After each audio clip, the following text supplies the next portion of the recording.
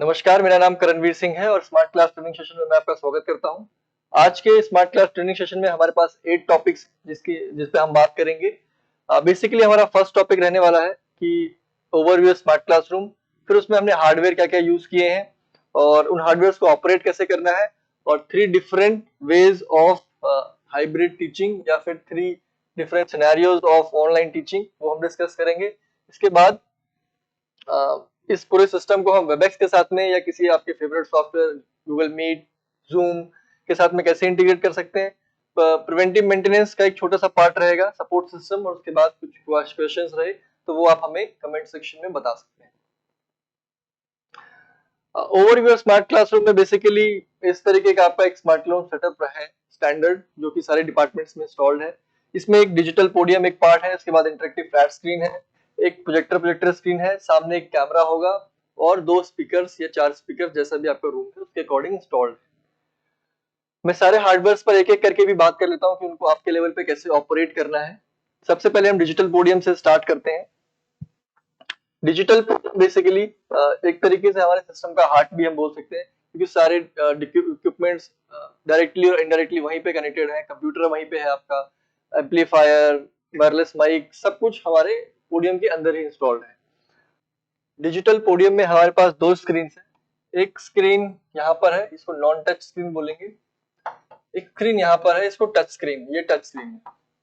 तो touch screen को हमने मोटर पे माउंट किया है सो दैट आप उसको बटन की हेल्प से, यहाँ छोटा सा बटन मिलेगा, इसकी हेल्प से आप इसको ऊपर और नीचे अपनी हाइट के अकॉर्डिंग एडजस्ट कर सकते हैं। Non touch screen extended mode में कनेक्ट है, तो आप मल्टीटास्किंग कर सकते हैं, कुछ पार्ट स्क्रीन पे कुछ पार्ट इस स्क्रीन पे। यहाँ पर नीचे एक 7 इंच का टच स्क्रीन कंट्रोलर है, जिसकी हेल्प से आप सारे इक्विपमेंट्स को ऑपरेट कर सकते हैं, ऑन ऑफ, वॉल्यूम कंट्रोल, बाकी बेसिक चीजें। एक फिजिकल कीबोर्ड मिलेगा आपको, फिजिकल माउस मिलेगा, माउस आपको यहाँ मिलेगा, और कीबोर्ड के लिए ट्रे, ये बंद हो सकती है और खुल सकती है। इसके नीचे आपको यहाँ पे सीपीयू मिलेगा, यहाँ पर आपको यूपीएस मिलेगा। इसके बाद और भी कुछ एक्सेसरीज कनेक्टेड हैं, बट वो आपको यूज की नहीं है, टेक्निकल टीम उसकी को टेक केयर करती है। यहाँ पर इसमें एक फ्रंट पैनल है, इसमें कुछ बेसिक पोर्ट्स हैं एचडीएमआई और पेन ड्राइव कनेक्ट करने के लिए, मैं आपको दिखा दूंगा। ये गूजनेक माइक है, इसको चार्ज नहीं करना पड़ता है। दूसरा, हमारे पास 2 वायरलेस माइक भी हैं ऐसे। एक हैंडल माइक है जो हम स्टूडेंट्स को दे सकते हैं, और एक लेपल माइक है जो आप क्लिप कर सकते हो, जैसे मैंने क्लिप किया हुआ है जब आप स्टेज पर मूव कर रहे हैं। इसके बाद 2 स्पीकर्स आपके पास लगे होंगे, 2 या 4 अकॉर्डिंग टू रूम साइज।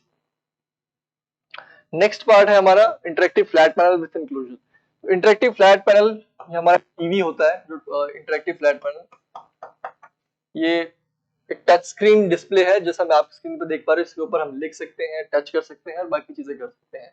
इसके साथ में लेफ्ट और राइट 2 व्हाइट बोर्ड है, आप देख सकते हैं।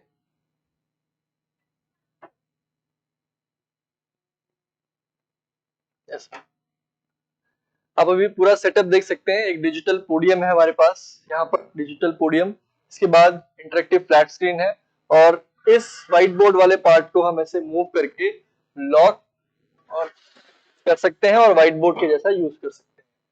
तो दोनों ही ऑप्शन है। इस पार्ट को इंक्लोजर बोलते हैं, और इसके नीचे जो स्क्रीन है उसको इंटरेक्टिव फ्लैट पैनल बोलते हैं। आगे हम मूव करते हैं। हमारे पास एक वीडियो कॉन्फ्रेंसिंग कैमरा है, जो कि सामने माउंटेड होगा, आपको, आप इजीली इसको देख सकते हैं।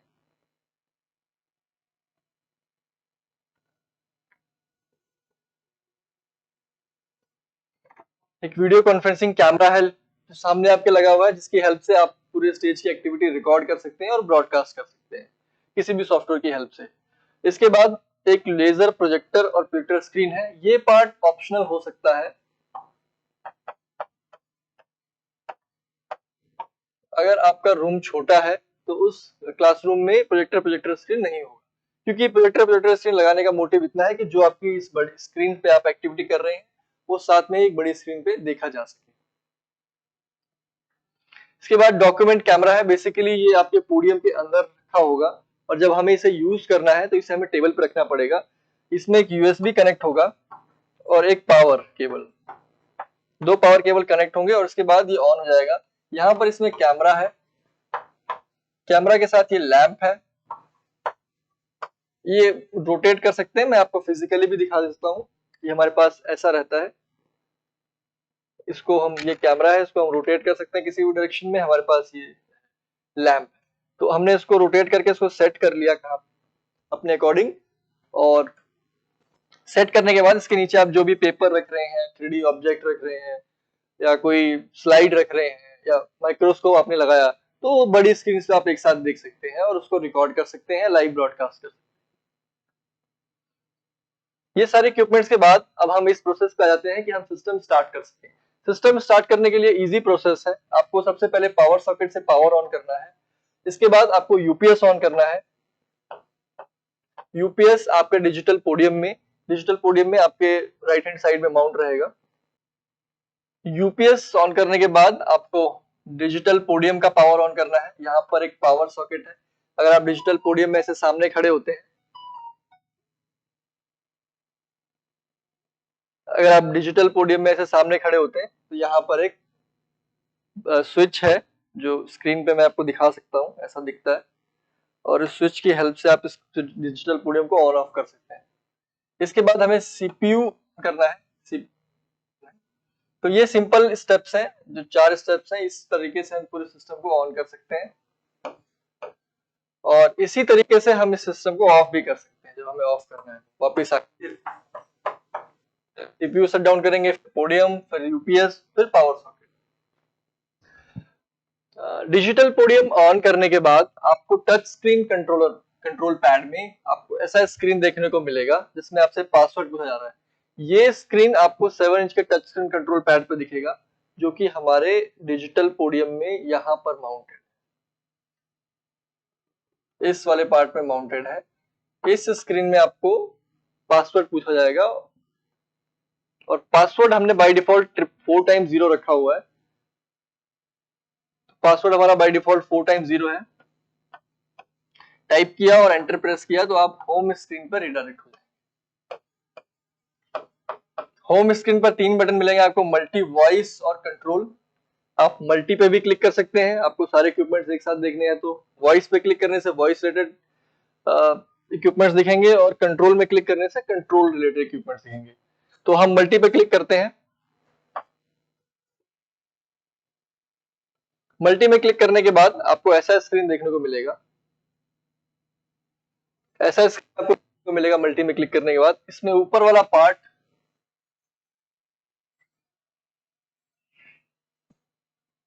ये स्टैटिक्स है। सारे इक्विपमेंट्स के लिए एक एक बटन डिफाइंड है इसमें, जो भी बटन आप क्लिक करोगे उससे रिलेटेड कंट्रोल आपको स्क्रीन पर दिखेगा। तो मल्टी में क्लिक करने के बाद सबसे पहला स्टेप हमारा होना चाहिए कि हमें प्रोजेक्टर ऑन करना है और इंटरेक्टिव फ्लैट पैनल ऑन करना है। तो हम इसी बैंड को फॉलो करेंगे और प्रोजेक्टर में क्लिक करेंगे। प्रोजेक्टर में क्लिक करने के बाद ऑन बटन पे क्लिक करेंगे तो हमारा प्रोजेक्टर क्लिक हो जाएगा। यहाँ पे आप देख रहे हैं, यहाँ प्रोजेक्टर 1 लिखा हुआ है, तो दैट प्रोजेक्टर 1 हमारा प्रोजेक्टर है। जब हम प्रोजेक्टर 1 पे क्लिक करेंगे तो प्रोजेक्टर ऑन हो जाएगा। और ऐसे ही नीचे प्रोजेक्टर 2 लिखा हुआ है, यहाँ पे क्लिक करेंगे प्रोजेक्टर 2 में, तो सारी स्क्रीन में ऐसी रहेगा, बस यहाँ पर 1 की जगह 2 आ जाएगा, और हम इसको ऑन करेंगे तो हमारा इंटरेक्टिव फ्लैट पैनल भी ऑन हो जाएगा। तो हमारी दोनों स्क्रीन ऑन हो गई, इंटरेक्टिव फ्लैट पैनल्स और प्रोजेक्टर। इसके बाद हमें मोटराइज स्क्रीन को नीचे लेके आना है। तो मोटराइज स्क्रीन को नीचे लाने के लिए यहाँ पर लिखा हुआ है मोटर, जस्ट प्रोजेक्टर के नीचे मोटर बटन पे हम क्लिक करेंगे और हमारे पास ऐसा मेन्यू आएगा। इसमें 2 ऑप्शंस हैं हमारे पास, एक पे लिखा हुआ प्रोजेक्टर, पे लिखा हुआ स्क्रीन। तो प्रोजेक्टर हमारे यूज का नहीं है क्योंकि हमारा प्रोजेक्टर फिक्स है। हम मोटराइज स्क्रीन के अपवर्ड और डाउनवर्ड एरो को क्लिक करके स्क्रीन को ऊपर और नीचे कर सकते हैं। स्टॉप बटन से हम उसको स्टॉप कर सकते हैं। इसके बाद हमारा थर्ड स्टेप है, हम अपना वॉल्यूम चेक करेंगे। वॉल्यूम चेक करने के लिए इसी में ही मेन्यू बटन में ही वॉल्यूम पे क्लिक करना है, और 3 बार्स मिलेंगे हमको। तीनों बार्स के नीचे डिवाइस का नाम लिखा है, गूजनेक, वायरलेस और पीसी वॉल्यूम। तो गूजनेक माइक हमारा डिजिटल पोडियम में लगा होता है, मैं आपको दिखाता हूं। ये वाला माइक हमारा गूजनेक माइक है, और इसका वॉल्यूम कंट्रोल करने के लिए आपको गूजनेक वाले ऑप्शन में क्लिक करना है। ये गूजनेक माइक का ऑप्शन है। अपवर्ड एरो से वॉल्यूम प्लस होगा, डाउनवर्ड एरो से वॉल्यूम कम होगा, और स्पीकर बटन में क्लिक करने से क्रॉस साइन आएगा और म्यूट हो जाएगा डिवाइस। ऐसे ही वायरलेस माइक के लिए वॉल्यूम अप, डाउन और म्यूट। और ऐसा ही पीसी वॉल्यूम है, पीसी में हम क्लिक करेंगे तो पीसी में जो हमारा कंप्यूटर डिजिटल पोडियम में कनेक्टेड है उसमें कोई वीडियो चल रहा है तो उसका वॉल्यूम कम ज्यादा और म्यूट हो सकता है।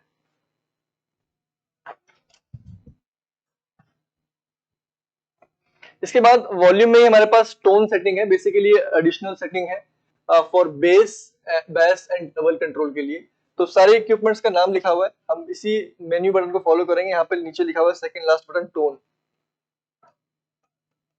टोन पे हम क्लिक करेंगे तो ऐसे तीनों इक्विपमेंट्स का नाम आएगा, गूजनेक माइक, वायरलेस माइक, पीसी।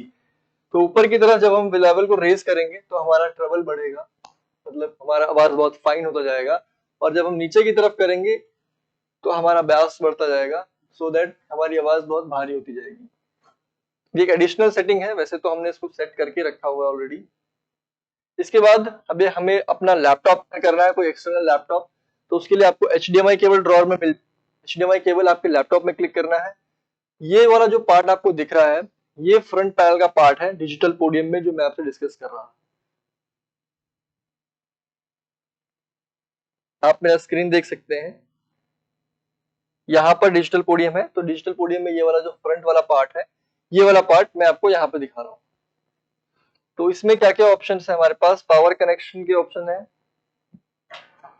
यहाँ पर हम कोई पावर कनेक्ट कर सकते हैं। यहाँ पर HDMI इन लिखा हुआ है तो हम HDMI से लैपटॉप कनेक्ट कर सकते हैं। इसके बाद यहाँ USB लिखा हुआ है, 2 पोर्ट है USB के लिए, तो कोई भी आप पेन ड्राइव या USB बेस्ड डिवाइस कनेक्ट कर सकते हैं। HDMI इन पे अपना लैपटॉप कनेक्ट करने के बाद कंट्रोलर में आपको लैपटॉप बटन पे क्लिक करना है। जैसे आप लैपटॉप बटन पे क्लिक करेंगे आपके दोनों स्क्रीन पे आपका लैपटॉप का स्क्रीन आना शुरू हो जाएगा। पेन ड्राइव क्लिक करने के लिए, पेन ड्राइव लगाने के लिए आपको USB बटन से अपना पेन ड्राइव बेस्ड डिवाइस लगाना है और उससे आप यूज कर सकते हैं। ऐसे ही हमारे पास यहाँ पे स्मार्ट कार्ड रीडर है, आपको 2 स्मार्ट कार्ड मिले हैं। आपके पास अगर पासवर्ड नहीं है डिजिटल पोडियम का तो आप स्मार्ट कार्ड को यहाँ पे ऐसे ही शो करेंगे तो डिजिटल पोडियम अनलॉक हो जाता है। इसके बाद कैमरा कंट्रोलिंग का ऑप्शन है। कैमरा कंट्रोलिंग बेसिकली रिमोट से होता है, आपके पास एक फिजिकल रिमोट होगा उस कैमरा का और उस कैमरा रिमोट की हेल्प से आप कैमरा को कंट्रोल कर सकते हैं। मैंने इसको 3 पार्ट्स में डिवाइड किया है बेसिकली। यहाँ पे लिखा हुआ है कैमरा सेलेक्ट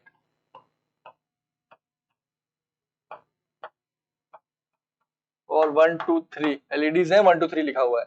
इसका मतलब ये है कि 3 कैमरा एक ही सीरीज में कनेक्ट हो सकते हैं और आप 1 पे क्लिक करेंगे तो कैमरा 1 रिस्पॉन्ड करेगा, 2 पे क्लिक करेंगे कैमरा 2 रिस्पॉन्ड करेगा और ऐसे ही 3 रिस्पॉन्ड करेगा। हमारे केस में एक ही कैमरा है तो बस हमें ध्यान रखना है कि जब भी हम कोई कमांड या बटन दबा रहे हैं तो कैमरा 1 के ऊपर लाइट आना चाहिए। इसके बाद नीचे कुछ नंबर्स हैं, नंबर्स बेसिकली प्रीसेट्स बोलते हैं इनको। 128 प्रीसेट्स हैं इसमें।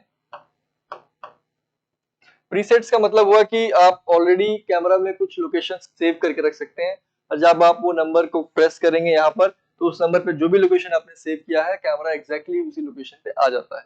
तो सेव करने के लिए आपको प्रीसेट बटन होल्ड करना है और वो अपना नंबर प्रेस करना है। तो जिस भी लोकेशन पे आपने कैमरा फ्रेम रखा है वो फ्रेम उस नंबर पर सेट हो जाता है।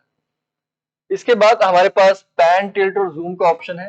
ये मैन्युअली आपको अगर कैमरा को किसी डायरेक्शन में मूव करना है तो आप इस बटन का यूज कर सकते हैं। जूम का यूज कर सकते हैं हम, fast and slow. Fast mean धीरे धीरे जूम, स्लो मतलब जल्दी जल्दी। बैकलाइट ऑन ऑफ करना है आपको, आप वो बटन यूज कर सकते हैं। इसके बाद फोकस है, फोकस में ऑटो है और मैनुअल है। ऑटो मीन्स वो अपने आप करेक्ट कर लेगा कहाँ पे एग्जैक्ट अच्छी इमेज आ रही है, और मैनुअल में क्लिक करने के बाद प्लस माइनस बटन पे क्लिक करके आप एडजस्ट कर सकते हैं कि आपको इमेज कहाँ पे सही आ रही है। इसके बाद हमारे पास फ्रीज बटन है। फ्रीज बटन क्लिक करके आप कैमरा को स्टिल कर सकते हैं थोड़ी देर के लिए और दोबारा से क्लिक करेंगे तो कैमरा रिलीज हो जाएगा। मिरर बटन का हेल्प करके आप इमेज को फ्लिप कर सकते हैं किसी भी डायरेक्शन में। कैमरा के लिए एक वार्निंग और रिक्वेस्ट मैसेज भी है कि जो भी इसका टेक केयर करेगा वो हाथ से घुमा फिरा के इसको नहीं करेगा क्योंकि ये डिजिटल कैमरा है, खराब हो सकता है। इसके बाद डॉक्यूमेंट कैमरा वाला पार्ट आता है। डॉक्यूमेंट कैमरा बेसिकली आपके डिजिटल पोडियम में रहेगा और जब भी हमें इसको यूज करना है हमें निकाल के इसे ऐसे टेबल पे रखना पड़ेगा।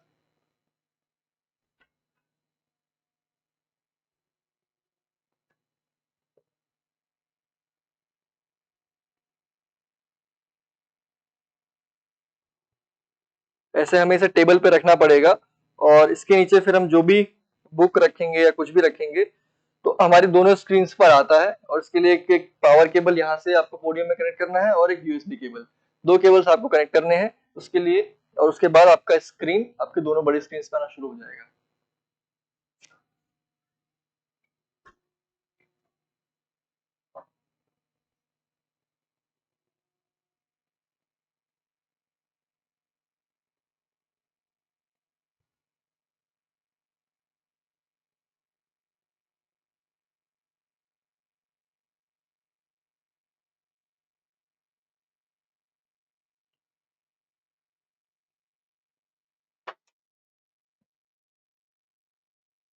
डॉक्यूमेंट कैमरा के बाद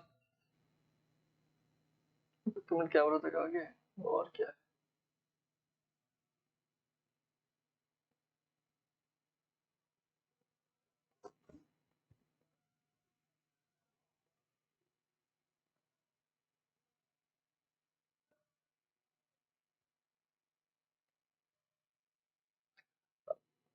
अभी तक हमने जितने भी इक्विपमेंट्स देखे इन सभी को हम 5 मिनट में समराइज कर लेते हैं। हमें क्लासरूम में आना है, क्लासरूम में आने के बाद मेन पावर सॉकेट से पावर सॉकेट ऑन करना है, यूपीएस ऑन करना है, पोडियम का पावर ऑन करेंगे, उसके बाद इतनी चीजें हमें ऑन करनी है। इसको ऑन करने के बाद हमारे टच स्क्रीन कंट्रोलर पे पासवर्ड पूछा जाएगा। बाय डिफॉल्ट 4 टाइम पासवर्ड आपको टाइप करना है और मल्टी पे क्लिक करना है। मल्टी में क्लिक करने के बाद आपको अपना प्रोजेक्टर ऑन कर लेना है। प्रोजेक्टर पे क्लिक करके और प्रोजेक्टर में क्लिक करने के बाद आपको वॉल्यूम चेक कर लेना है अपना कि आपका वॉल्यूम सही आ रहा है कि नहीं आ रहा है। वॉल्यूम बटन में क्लिक करके तो ये इतने काम करने के बाद आपका क्लासरूम बिल्कुल सारे सेटअप्स रेडी टू यूज हो जाएंगे। इसके बाद आएगा सॉफ्टवेयर वाला पार्ट। सॉफ्टवेयर वाला पार्ट हम डिस्कस करते हैं 5 मिनट के बाद।